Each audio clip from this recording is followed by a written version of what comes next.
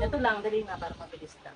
Hindi ako makaalis ng bahay. Hindi naman ako baby. Mars ko, ito na yata talaga yung sinasabi nila na sa susunod hindi na magpapaasikaso yung anak mo sa'yo. O siya, bago nga lahat mga Mars, eto nag-open na nga pala ako ng tindahan namin at hindi ko na nga pinakita sa inyo kundi ito na lang pagsusuklay ko. Charis!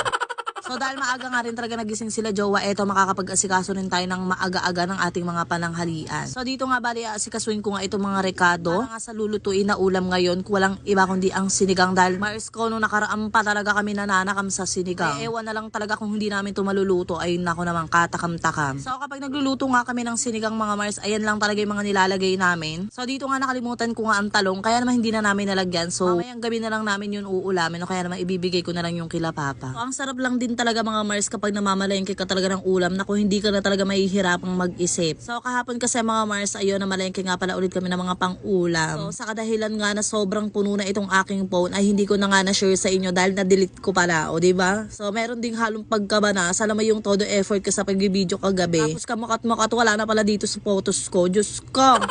So ayun, kesa nga magmukmuk ako, wala naman akong magagawa. So sayang lang din talaga mga Mars, ma-share ko naman sa inyo yung mga tip para nga sa mga ulam. O siya na matapos ko na nga asikasuhin yung mga rekado, eto nagpunta na ako dito sa tindahan para magbantay. So si Jowa na nga lang muna ang magluluto ng ulam dahil masarap nga siya magsinigang. At ako naman eto, gagawin ko na nga yung mga dapat gawin na dapat kagabi pa rin. So dapat kagabi ko pa talaga to ginawa, ang kaso nga lang meron din talaga akong inasikaso na talaga namang brainstorming yarn. Brainstorming!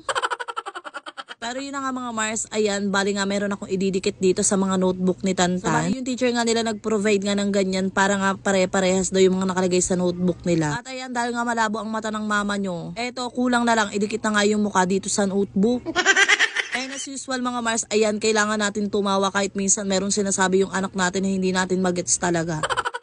Basta mga Mars, meron nga kasi siya drawing dito na nag-exercise daw. Siyempre, para naman mapalitan natin yung effort, kailangan talaga maging happy rin tayo kahit papano at baka magtampo.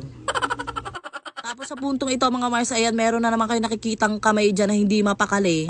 So syempre walang iba, nakikisali na naman si Jowa dyan. Dahil ayun, gustong gusto na palang kumain. So ayan, siya yung nagluto ng sinigang. So for the success na naman ng person kasi nakain na nga yung cravings. And dito mga bandang alas 11, kailangan na nga asikasuhin ng ating Junakis. Alam nyo ba mga Mars, dito nga sa pag-aasikaso ko ay halos ayaw na ni Tantan.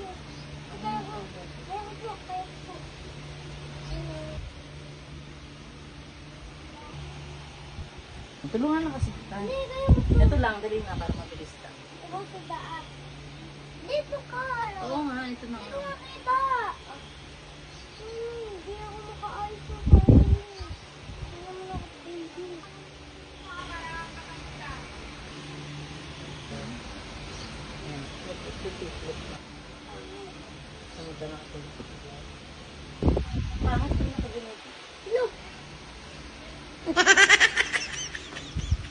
So nandito na yata talaga siya sa stage na gusto niya na mag-asikaso ng kanyang sarili. Isang buwan na lang din talaga mga Mars ko, ay nako, 7 years old na talaga tong bata na ito. And ultimo nga pag-aayos ng buhok niya, gusto niya siya na rin talaga.